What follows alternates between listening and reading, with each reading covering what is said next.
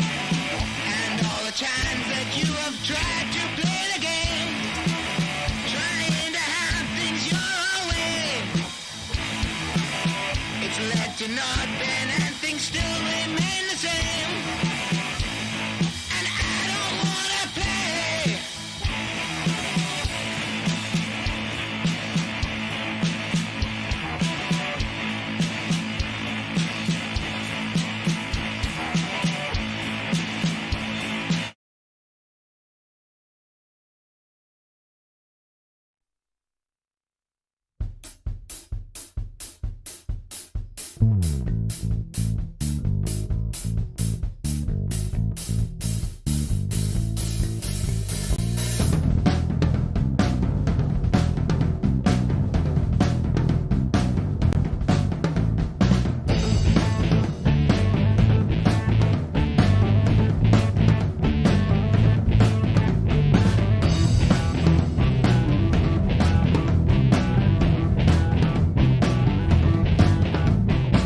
Well, death and taxes are the only certainty.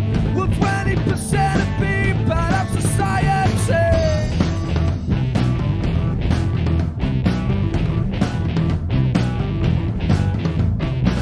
And I have made it on my own in this world. Well, nothing to get a turn around a 2-year-old.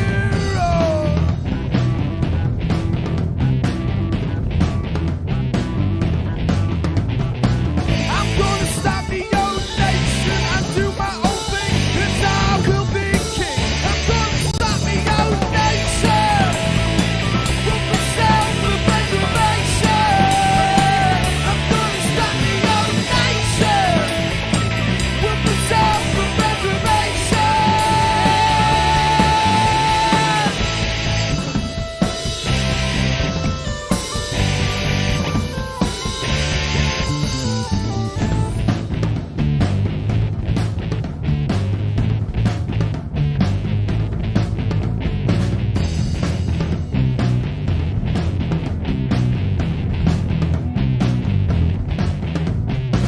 Well, let me talk a bit about the weather. You must admit it's not very clever.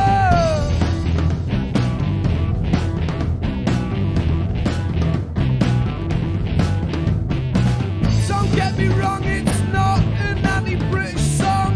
Well, there is nowhere I would rather be wrong.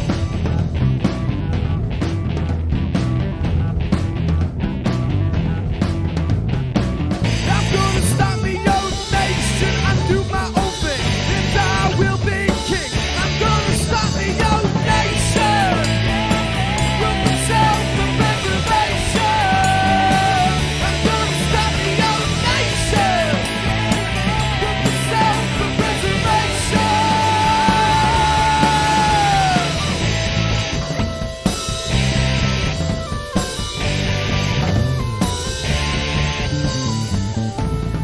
There are just a few things that I would like to say about the UK and how I think it has gone astray. Don't get me wrong, it ain't all bad. I love the crazy fads, like England always buggering up, but you know we're gonna win the World Cup. I'm gonna start the old nation with the self-preservation. I'm gonna start the old nation with the self-preservation.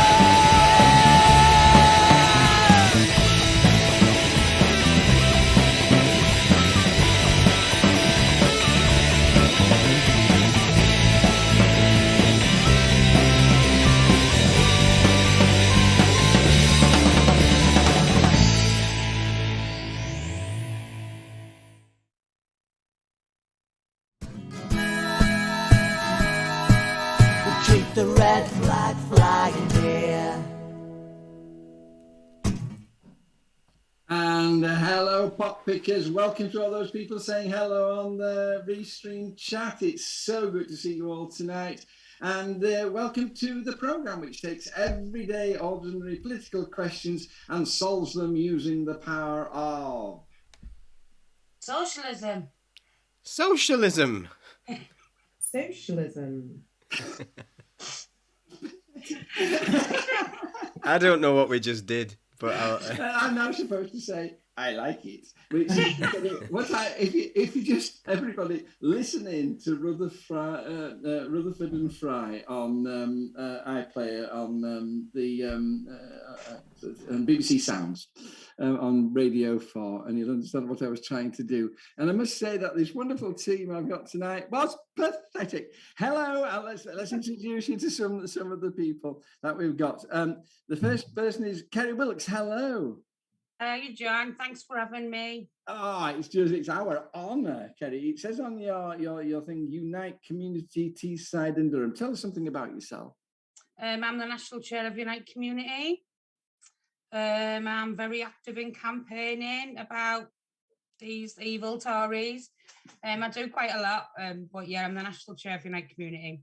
Thank you very much. And we've talked about Unite Community on the show before. It is just an absolutely vital development in unionism. Thank you very much indeed. And the other new person, Chantal Lunt, Merseyside BLM Alliance. Please tell us about yourself, Chantal.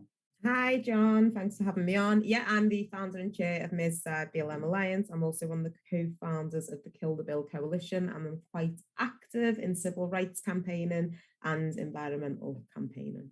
God bless you and thank you. Kill the bill. Which bill is this? Explain. Well, we partly killed it. It was the Police Crime Sentencing and Courts Bill. It's now the Police Crime Sentencing and Courts Act, but the bits that we did get taken out, Boris and Priti Patel at the time helpfully put it back into a new piece of legislation called the Public Order Bill. So we're now trying to kill a new bill in the Public Order Bill. That is just so important. Thank you very much for what you're doing there. And of course, sort of the old timer.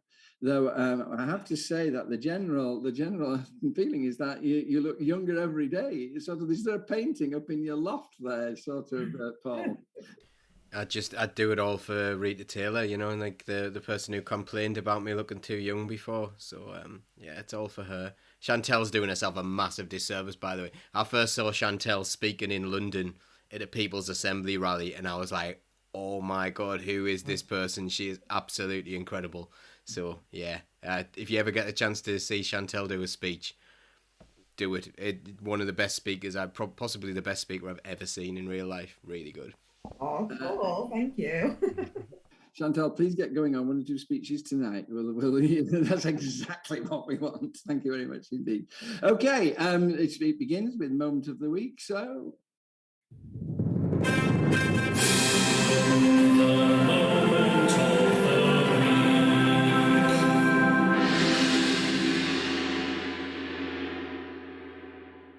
Hi everyone. This is the moment when I realised that I was so busy trying to arrange my Rutherford and Fry beginning that I'd actually neglected to ask my guests whether they'd actually got a moment of the week. So let's see. If they haven't, it's my fault entirely. Kerry, did you have a moment of the week? I did. I ripped Paul Scully and Hugh Hall in Sunderland last week. I did debate about the cost of living in Sunderland. And I pretty showed him up and told him exactly what I thought, and then I was cut off. What kind of things were you telling him?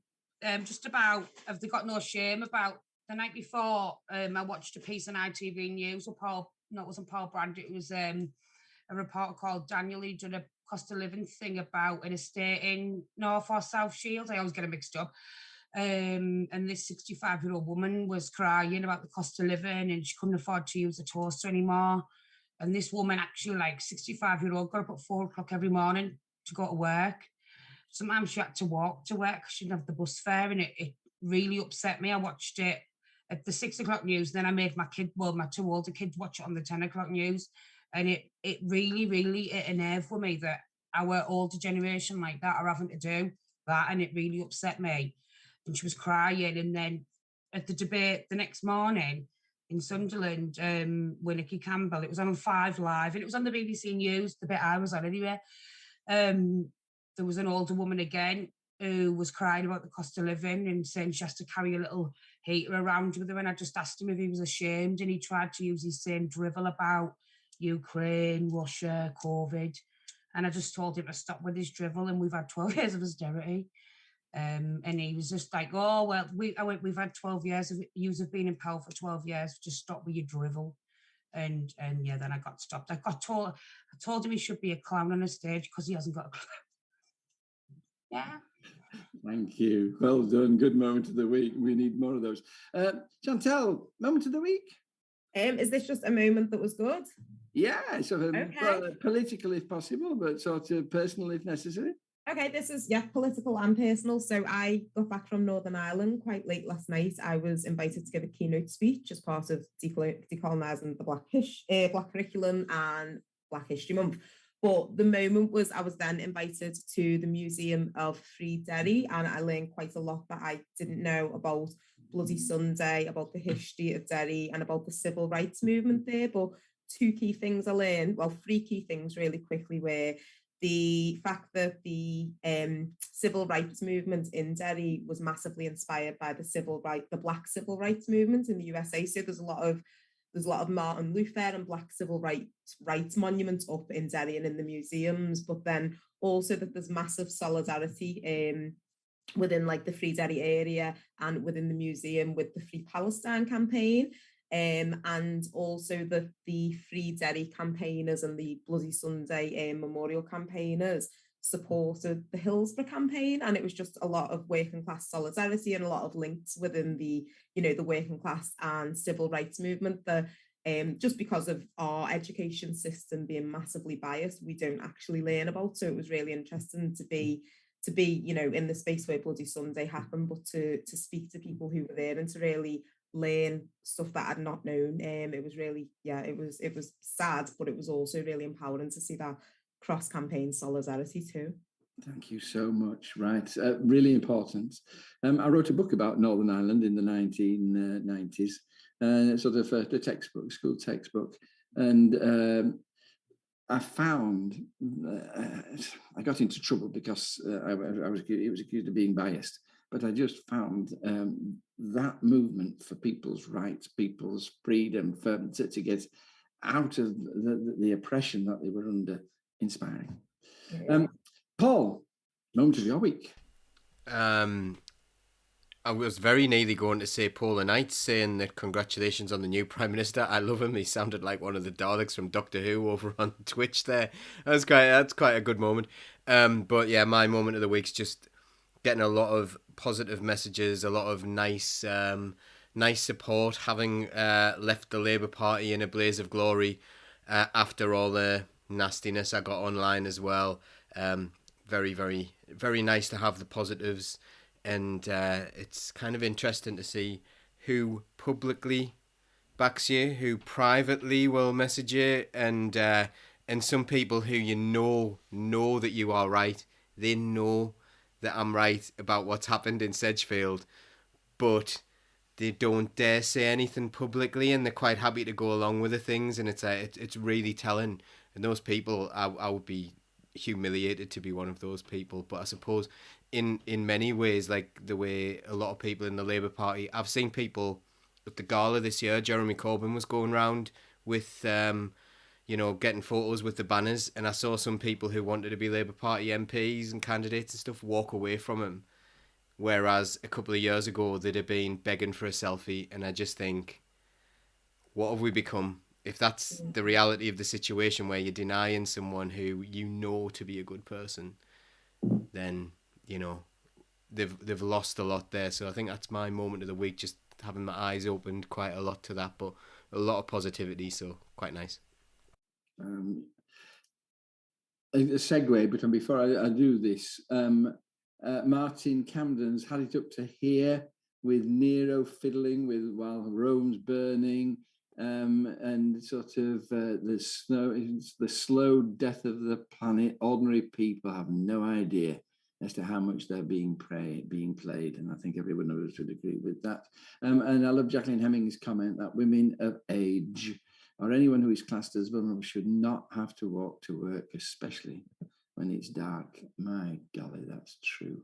Let's segue to the big story. Now it's time for the big story. And Pop Pickers, the big story, this week, as I promised last week, is about the Al Jazeera files. This is 4 programs. You can get them on YouTube, about the Labour Party. They gained access to a huge swathe of papers about the Labour Party. They'd found out what was really going on. And my golly, they came up with 4 programs which were absolutely devastating. When we're talking, I've asked, please know that I've asked, and I can get into trouble about this, you can go mad at me if you want, but I've asked my guests to try generally, if possible, to lay off discussing the anti-Semitism issues, which were dealt with by Ford, which were dealt with more strongly by the programme. There's a whole programme in the 4th programme is about it. Please watch it.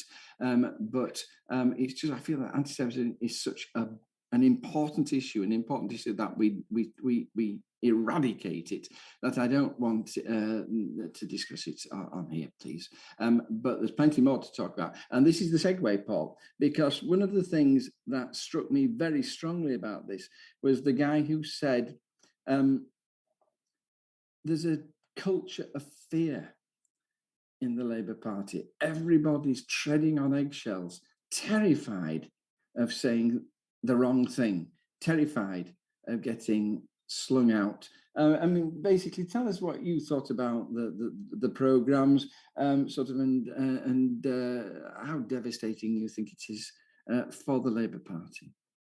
I think anyone who's been in the Labour Party for a long time knew this was happening. Like, we all know it's happening. Whether you think that's a good thing or a bad thing, I'm sure there's some people who think it's a good thing that people were sitting around in WhatsApp chats being absolutely disgusting, using racist stereotypes, and these were the people who were in charge of the Labour Party on an organisational scale. So they were employed by the Labour Party a lot of the time. We knew they threw the election in 2017.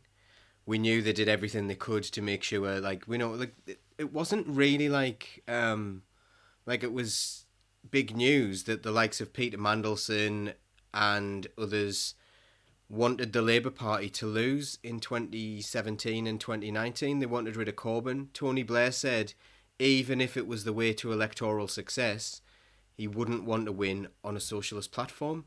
So it was never about, like, they often say, oh, we're the adults in the room, we're about power.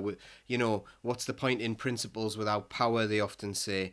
And they have principles. It's just their principles are very, very similar to David Cameron's in 2010. That's where they are politically. This tiny little dancing on the head of a pin between the Labour Party and the Conservative Party is fine for them. They don't want transformative change in the Labour Party, so they're quite happy. And then they saw these people coming along, they were losing their power within the Labour Party, and they were going to have to do something about this. All these members coming along with different ideas, with ways to change the world, with enthusiasm, with hope. Let's knock that out of them. Let's knock that out of them and never let them hope again. And the other thing is they want to keep you in. They want to keep you in, but repressed. And I think that they're making a huge mistake at the minute, because they're expelling a lot of people, and they're pissing people off to the extent that good people are leaving in their droves. And the people who left in Sedgefield, if you think about who left, it was like we have former mayors and we have like 2 veterans. People often say, oh, Labour's not very popular with veterans and stuff like that. With 2 veterans from the Labour Party executive in our constituency left, quit as officers. These are not small things. So yeah, I really recognised everything that was going on in the documentary. It is the truth. They haven't even denied that, and I think that's a really interesting thing. I think the Labour Party put a last-minute legal challenge in, and they had to re-edit it in order that it wasn't libelous. Now, that speaks volumes. That says that everything that went out on that documentary was true. And the truth has become a revolutionary act within the Labour Party. There's sort of whoever's editing the programme, there's your soundbite. The truth has become a revolutionary act. Some comments, Paul, that I'd like to just pass by you. Kirsty Smith, LGBTQ exec, fitted up as a transphobe, weaponised.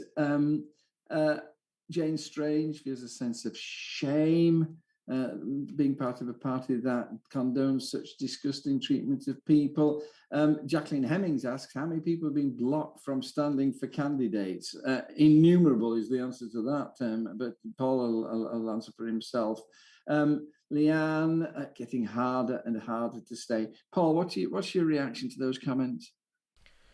Yeah, again, I recognise it as well. It's like they'll try and use anything against you. So when I decided to leave, even the right wing of the party really found it difficult to have a go at me because they knew I was fair when I was a chair.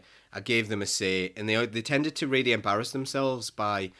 I remember one in particular where one particular guy was screaming at me on the floor, and I just went, "Okay, thanks."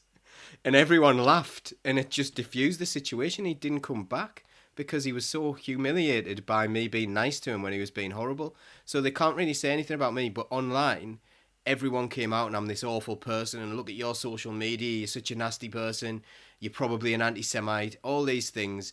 They will just throw anything at you, and they don't have that on me because they know I'm not. They know I am far from anti-Semitic. They know that I understand that anyone can have racist views by accident and stuff like that. But they know that, like, that, I would definitely, if I would acknowledge that, and I would learn and I would get better. And they hate that kind of thing. They just want to put people in boxes and say, this is you forever, this is you forever.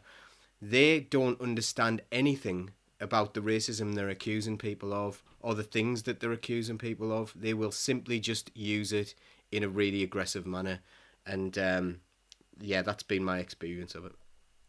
One thing that struck me watching the programs was that the people who were making the accusations were the racists. The racism absolutely ran through. Chantal, there was a whole program within it on the Labour having a hierarchy of racism. Explain to us what that means and what you think about that, about the Labour Party and what the Labour Party might do about it. Tell us all about that, Chantal. Essentially, my understanding of episode 3 was that there was a hierarchy of racism in terms of instances, for instance, involving anti-Semitism were responded to more robustly than instances involving Islamophobia or anti-Black racism, which were often either ignored, sat on, or processed much slower. And the issue was, it wasn't saying that a hierarchy of racism exists, it was saying that one was created within the Labour Party. So yeah, we want you to investigate any accusation of all of those things mentioned, but there shouldn't be a hierarchy where some are deemed more important than others. Or also this kind of, it seemed like they were being weaponized. So, okay, I'm going to sit on this complaint because of my political allegiances to this person and I don't want to upset that. But then I'm going to process this complaint really quickly because I want this person out the party. So it wasn't even as if it was being responded to from the perspective of the needs of the people being targeted by the behaviour or the complaint that was gone in. More, these complaints were being used as political fodder to either purge the party of the left or to just ignore, as we say, actual complaints about racism from people who were quite high up within the party. So it was just used as a weapon against people within the party or members within the party, not really with any kind of level of depth or any level of commitment to address the culture within the party that facilitated that. It was just, how can we use this to our advantage? Let's sit on it for now and let's use this when it becomes useful. Ford said this openly. This isn't Al Jazeera, this is Ford saying that these things are true. What would you like to see the Labour Party doing about this great fault? Well, I think the issue is that the Labour Party, like many left-wing spaces, take Black people for granted. And so the whole perspective within the Labour Party seems that as long as they are marginally less racist than the Conservatives, Black people aren't going to leave them. Black people aren't going to start voting for them. So it's as if they think that we can't see this massive lurch to the right that they've taken. It's as if they think that we can't see, the fact that people like Maurice McLeod have been blocked from standing, and that there's a definite anti-black rhetoric within the party, and we can't see the text messages and WhatsApp messages about Diana. But it's very clear to see the differences within the Labour Party. It's very clear to see that at a top level there actually isn't that representation. And I think what Black people would like to see, or what I as a Black person would like to see, I wouldn't attempt to speak on behalf of the whole Black community, because there isn't any such thing. There are many communities within the Black community, and sometimes we can be regarded as a monolith and spoken about as a monolith. But what I as a Black person would like to see is actual action, an actual response. There was barely any response, whether it be from mainstream media, whether it be from the leadership within the Labour Party. Could you imagine if that Ford report had come out while Jeremy Corbyn was the leader? Could you imagine the attention it would have got? But it didn't get any attention, and there was barely any even a real feeling that there was a need to account to themselves, to the Black community. When that came out, I was at an event at one of the Labour Fringe festivals. I think it was facilitated by British Futures, and it was the one where Rupert Hugh lost the whip because she was sat next to me when she said what she said, and I corrected her on it. I said, Kwasi Kwarteng is Black. You can't say that he's superficially Black. I fully pulled it up on what she'd said. But people within that meeting were standing up, Black Labour councillors, and saying, I've been told by my colleagues that I can't stand in certain areas because I'm Black, and only white people can stand in these areas. That was being disclosed in the room. I know that that's not the only room where those experiences are being disclosed, but it seems like nobody is listening. Nobody is taking action unless that action is to benefit somebody's career who is not Black. And we need authentic action and an authentic response.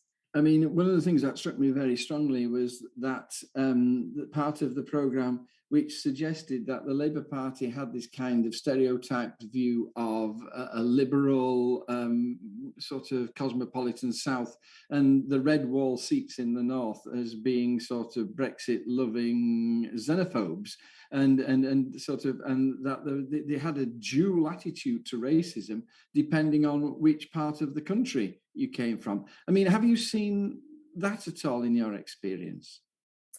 What, a dual attitude towards racism? Yes, basically that sort of the less prepared to call out racism in the north in white constituencies in the north of England than they are down in the constituencies down south. I think it's across the board. I recently finished my master's and I did my research on the experiences of Black and global majority people within political spaces.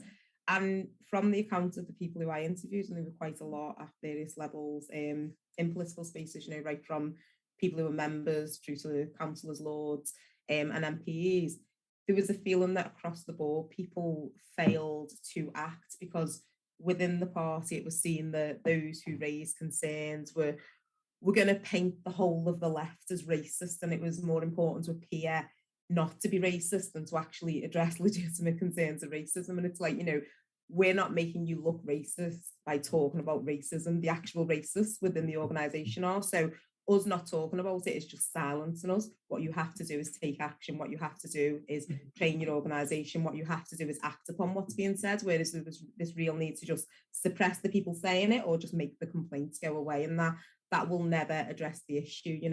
We discuss things like the flag that everyone, the Keir Starmer seems to like to stand near quite often. And I remember someone saying, people of colour are just going to have to get used to the flag being a regular feature within Labour, even though we know that it's often appropriated by the far right, and those concerns are legitimate for people of colour.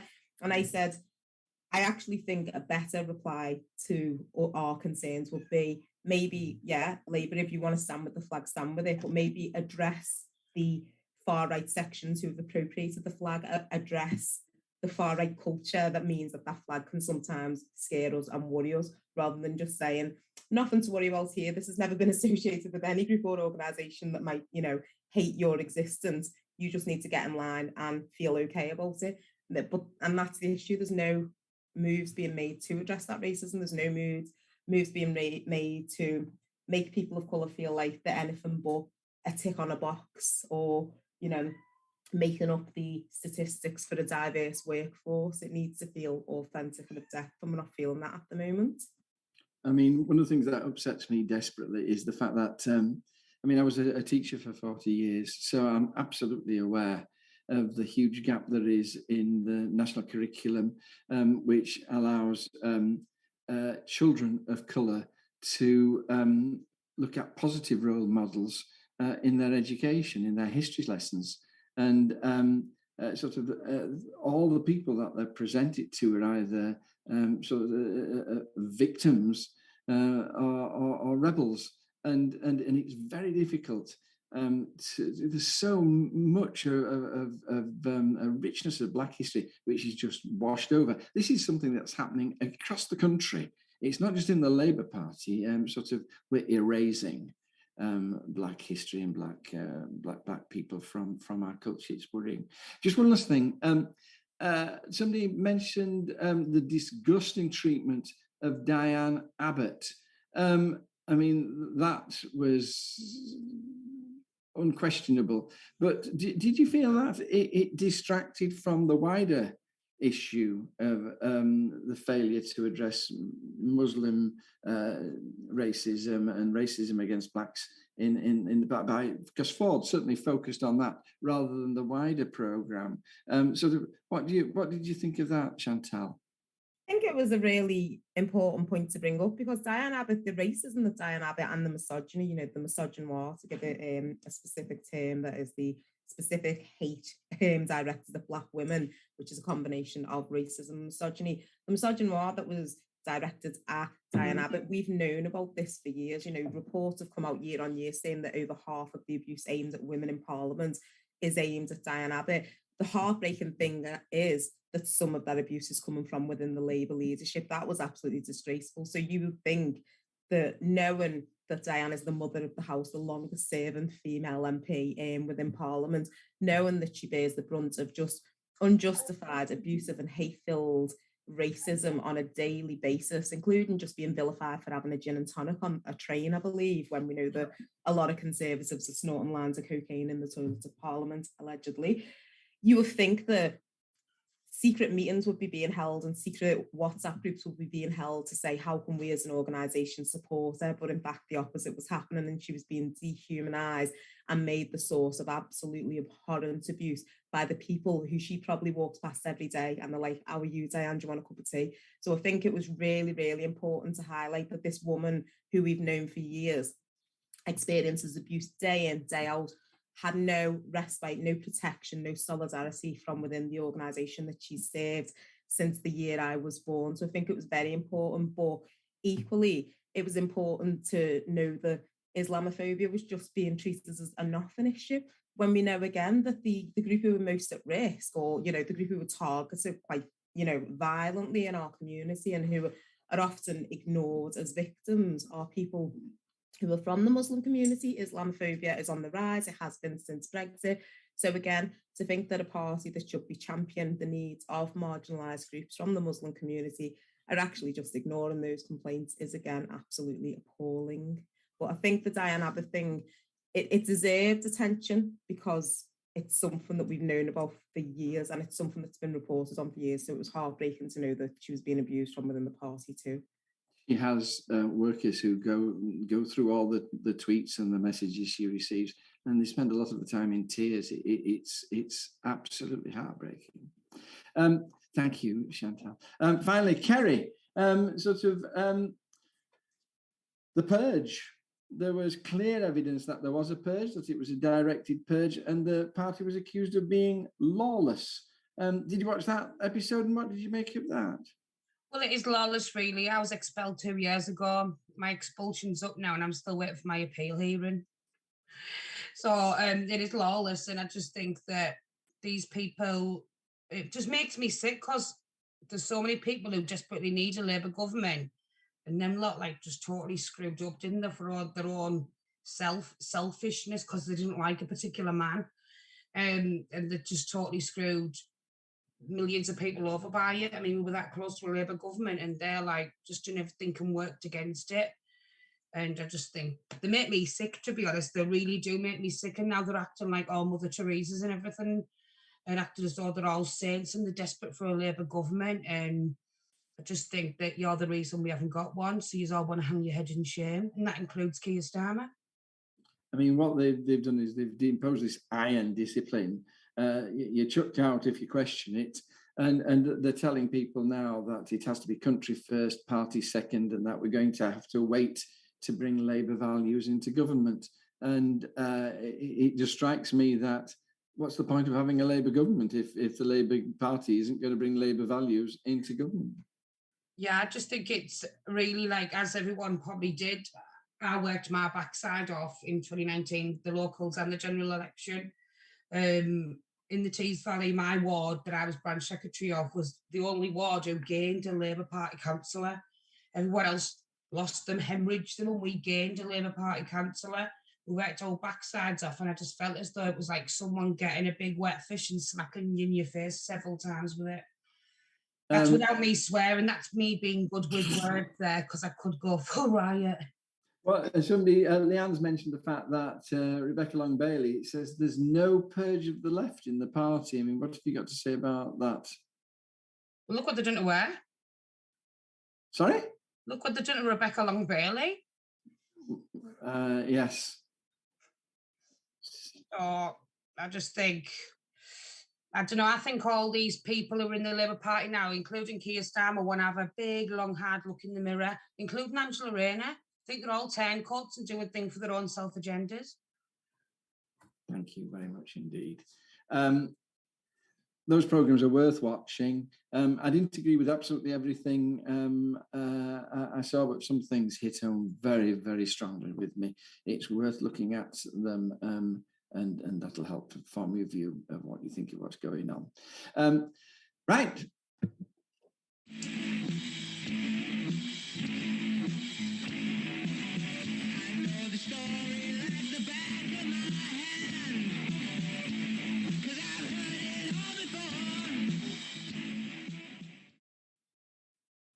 We have a new Prime Minister in Rishi Sunak. I'm going to read you this. It's somebody says this: I would be so much more interested in whoever the successor to the leadership of the Tory party is going to be, if it weren't just an interchangeable rogues gallery of rabid neo-libertarian minority elites with bizarre ideas about how great selfish individualism is for human progress and their disproportionately cliquey influence over politics. That's from the news quiz, and it's a comedian getting laughs.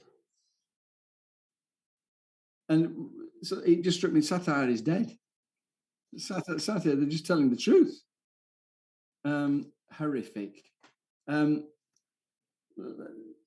Kick us off, Chantal. That's a little discussion, three of you. Rishi Sunak becomes Prime Minister. It's just more of the same, and this is the thing, no matter who they choose, no matter who they flip it round to, no matter which one comes in and which one goes out, it's the same Conservative Party, it's the same Tory austerity, and it's the same war against the working class.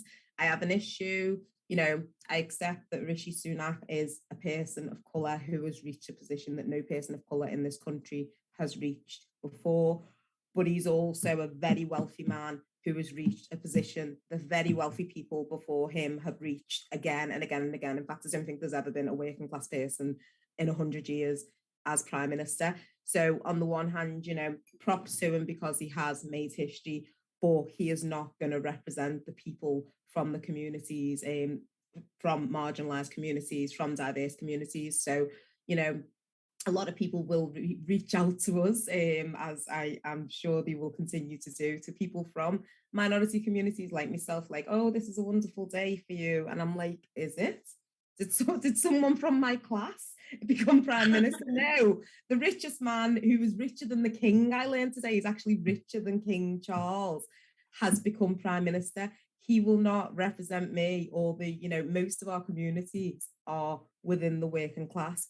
He will not represent our interests. He has appointed Kemi Badenoch as Culture Minister, I believe, Equalities Minister. He has appointed Kemi Badenoch, a woman who has denounced BLM and critical race theory and has anti-trans principles. So Pink News have reported today, has been appointed to Diversity and Equalities Minister. What's she going to do with that role? We already know. More of the same, more of saying that we shouldn't decolonise the curriculum, more of waging war against marginalised communities. He's brought Suella back.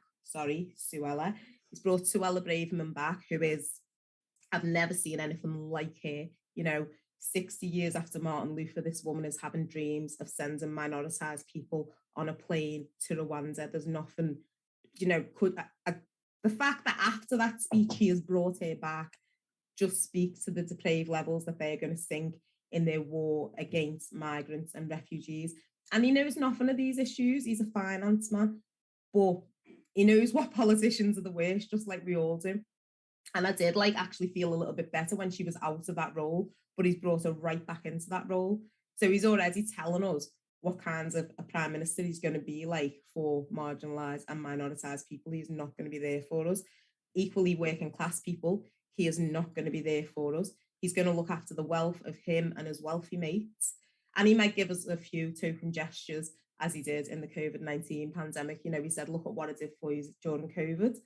He did it for a small number of people. There were a lot of working class people. There were a lot of people on 0 hours contracts. There were a lot of elderly. There were a lot of really young people who almost starved during COVID, who were absolutely pushed to the brink. So don't point to COVID as an example of success when hundreds of thousands of our communities died unnecessarily because your government did not protect them. I realise this is borderline a rant now because I'm just getting... No, we're loving it. We're loving it. I'm going to cut myself off. Someone come in after me. Anybody else feel as though it's been a setup? The whole thing's a setup, isn't it? The whole thing. I do believe it's a setup, I do. Because where's she been since Dizzy Lizzie was elected? Nowhere to be seen, and he's a sitting MP I know Boris the Clown hasn't been anywhere, but I don't know, I just think, is it just a big setup? Wasn't Braverman part of the downfall of Liz Truss anyway? Didn't she do some sort of crime or something as a minister? And she's been brought, everyone's forgotten that. What was it she did? Code. She sent an email from her personal email address and resigned and said, when I make mistakes, I acknowledge them and resign. And sort of basically that her resignation was the thing that really brought down Liz Truss. So this is her reward, isn't it? The wider issue as well is if you think about like that, this revolving door, it's not even a revolving door. She's just gone back in the same door, hasn't she?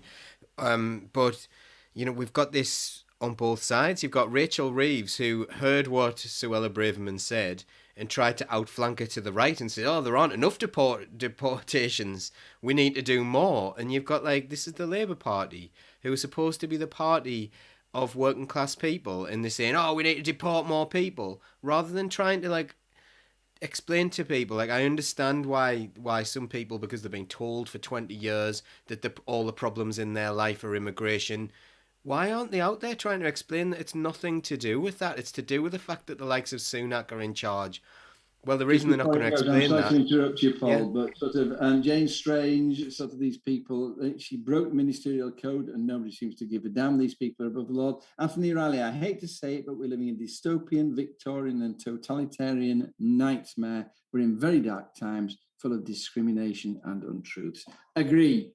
Thank you for that comment, Anthony Riley. Sorry, Paul. I'm just saying, if people aren't going to try to address the real issues, which are the very wealthy are doing things for very wealthy people, if we're put in a political situation where, if you look at the position of the Conservative Party and the Labour Party, they're probably very, very similar to the 2010 manifestos of UKIP and the BNP. And I'm not kidding. The Rachel Reeves on immigration is where the BNP were.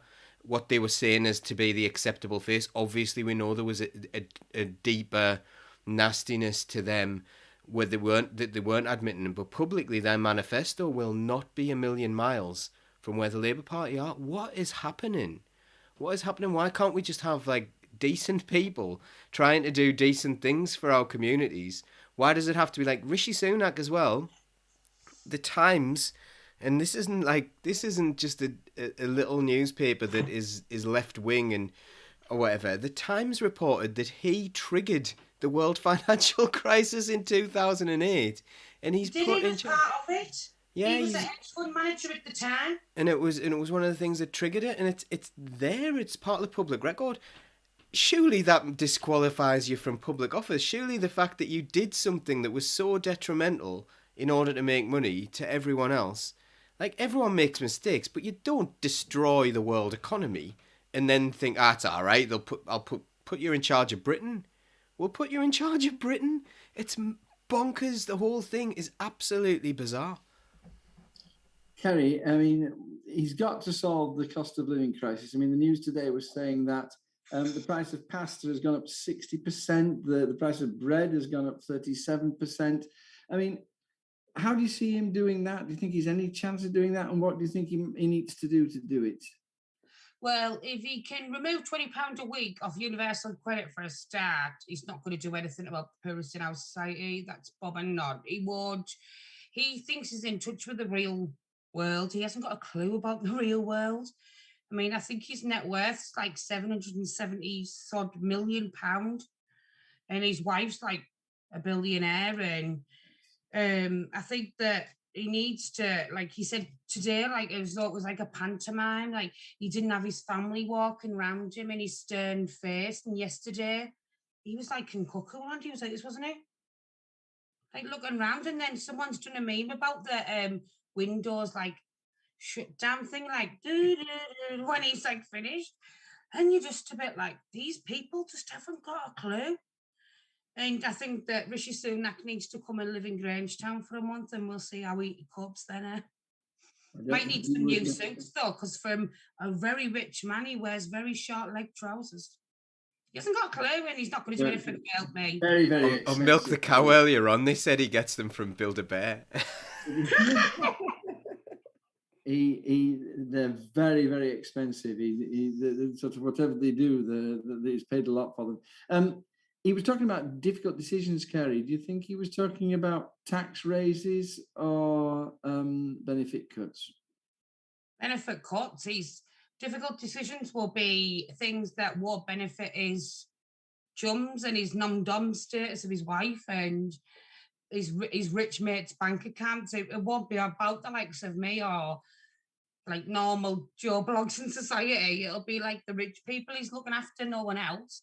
But he'll try and portray, I'm doing so much as I can, I understand. Yeah, go and have a swim in your private swimming pool. Yeah, crack on. Chantal, do you think are you one of these people who say we need a general election straight away? You see, this is the thing. Again, you'd be having a marginally less horrendous party in Labour winning.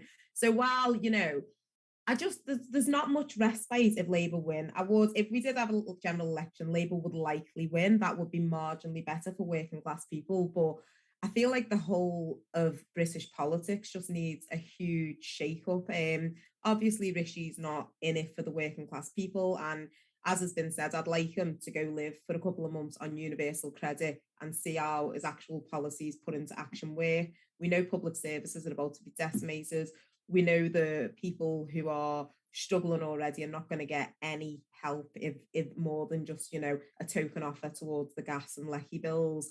But how are Labour going to do any better? And I've heard Keir Starmer recently, he's gunning for protesters, he's against the picket lines, he's in for, he's not going to come in and be soft. He's not going to come in and start offering people financial respite. He's not going to come in and introduce a basic cost of, a basic living wage. He's not going to come in and massively ease our gas and electricity bills. He's going to come in and show that he's just as much of a grown-up as they are, and he's just as strong and stable as they are, and he's just as tough on crime and immigration as they are, because that's all he's been doing. Can I interrupt you? Partly, this is because both of them are appealing to the people who vote, and the people who vote are overwhelmingly old, white, middle class. Is the answer to try and change the propensity to vote in the population and sort of win elections, or is the answer to go round the electoral system and try a different approach to try and get equality and fairness and care? I think we definitely need a different approach, because if you look at voting data alone, that would suggest that, as you just say, young, minority and people from marginalized groups aren't politically engaged. I think voting and political engagement are two entirely different things. And what most people will do is essentially vote with the feet. So there are a lot of incredible activists and incredible people getting things done in their communities who won't vote but are completely politically active in their communities and at a grassroots level. They've just found that politics has never represented them or met their needs. So they've just gone, what's the point? This is a waste of my time and this is a waste of my energy. And I get better results just working in my community. But then we've got active things like, the government's introducing the voter registration bill, which is deliberately designed to ensure that those few people from minority groups and those few people from diverse groups who are unlikely to maintain photo ID because of the cost will have another hurdle to get them to the election booth. That's a deliberate move to stop minority people from being able to engage in the political system. And then there's also the fact that a lot of political parties don't engage with minority groups and don't engage with, groups who are marginalised on any level until it comes time for them to put their cross in the box. And, that lack of authenticity is seen and it's responded to. So a lot of people, for example, I'm in working class Liverpool, will say, it's just the same no matter who you vote for. So what's the point? What is the point? It doesn't mean they're not aware of what's going on at a political level. They just don't see that as a vehicle to making the change that's needed. And what they want, Chantal, is that they want changes which are much more fundamental than either of the main parties is prepared to offer, because they understand that if we're going to get out of this terrible situation we got ourselves into, we need a radical change. And that was what Jeremy Corbyn offered, and that was what they snatched away from us. Paul, sort of talk to me. How do you feel about a general election, and the way forward to try and get something changed about Rishi? I'm not really for a general election at the moment. Like I'm for getting rid of Tories, regardless of what colour tie they wear. But that the prospect is not currently there. What we need is a movement of the people who are going to influence the debate massively.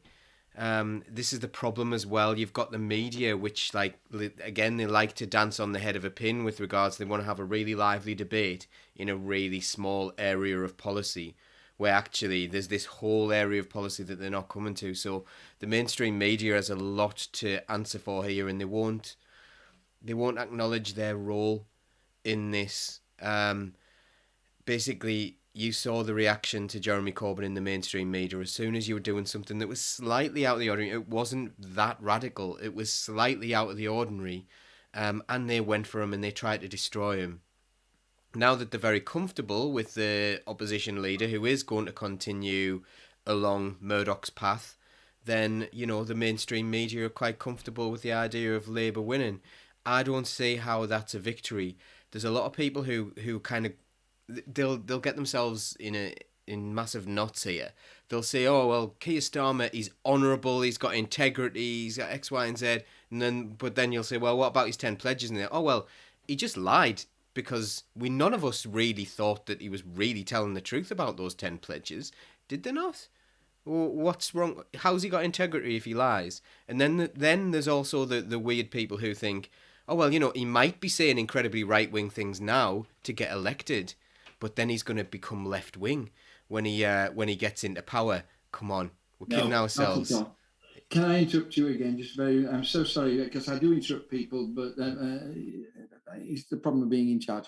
Some lovely comments on here. We need PR. There should be a none of the above option on the ballot. We need a workers' party. You can get your ID from your local council free of charge, Chantal. That's an interesting point. But we need PR. The Labour Party passed the PR at conference, and then Keir Starmer said he wasn't going to do anything about it. And then Amelia Washburn takes all of this and she says, okay, you've outlined all the problems. What's the answer? We have 4 minutes left, so you got 1 minute each, people. And Kerry, can you go first? What, you got 1 minute? What's the answer? Well, I don't think the Keir Starmer should have been the leader of the Labour Party to begin with. I think the Labour Party need to go back to its working class roots with its trade unions and having MPs like Paul Daly. Thank you very much indeed. I was thinking about this just the other day. If we call it the Labour Party and it's branded, if we called it the Party of Labour, it'd be a very different thing altogether. Chantal, what's the answer for you? We need a new socialist party. The Labour Party was born from the Labour workers movement. They were outliers. They came from nowhere. We can do that again, but I don't think Labour is where it's after me at the moment. We need a new socialist workers party. The energy is there. The people are there. We just need to channel it all into something new and take them on. I mean, it's been suggested, I'm asking him, right, one minute each. It's been suggested that the TUC set up a party, which reminds me of the Labour Representation Committee in sort of the beginning of the last century. Do you think that the TUC is a way forward here? It would be a great vehicle. They've got they've got the support, they've got the members, they've got the following, they've got the legitimacy. They should do it. Go for it. I'll support you. God bless you, Chantal. Thank you so much. Paul? I'd go with Chantal on this one. You know, the Labour Party is not what it's set out to be. It is now the backup. It's the safety net for capitalism, isn't it? It's the safety net for neoliberalism now. So I don't think the answers lie within the Labour Party. I'd like to see something that we can get behind. Something there needs to be an understanding as well. So we're going to.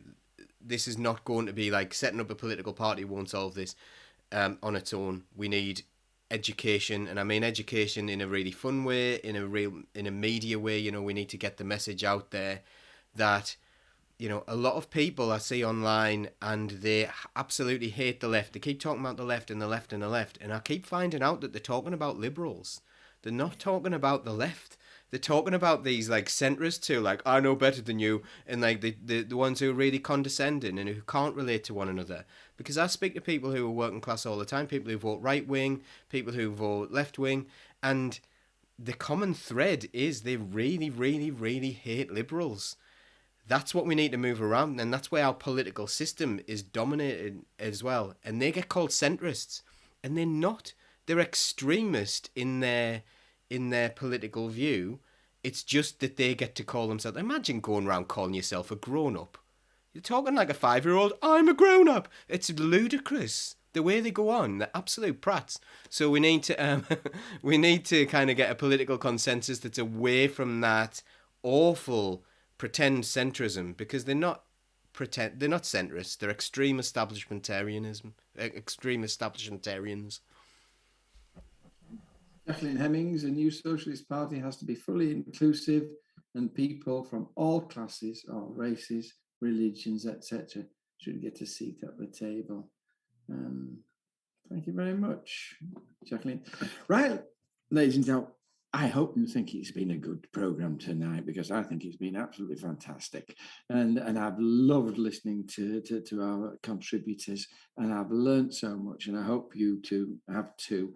We'll be back next week. Paul's going to give a little spiel at the end, but first of all, can I just say thank you to Kerry.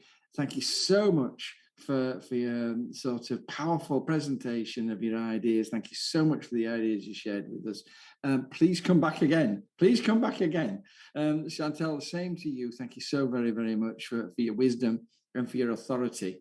And for that little rant. That we enjoy a rant. We enjoyed that tremendously. Please come back again. And Paul, we know that you're the boss and that you're a very, very clever man. And everybody always says you're absolutely bloody wonderful. So there you go. There.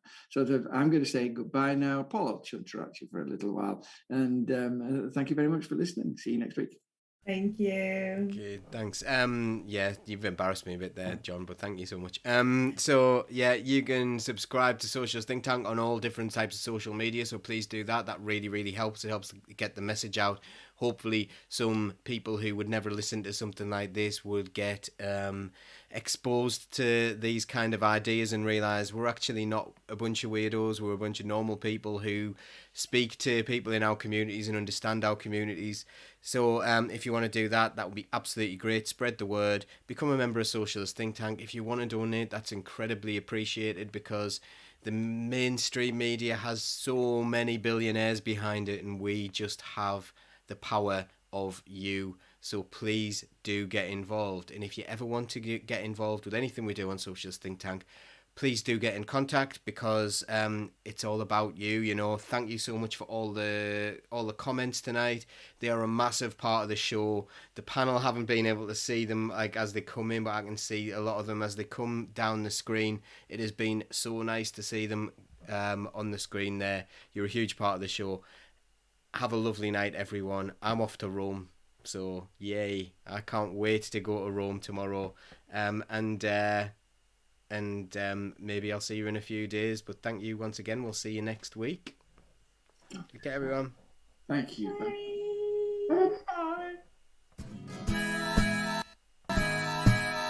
keep the red flag flying here.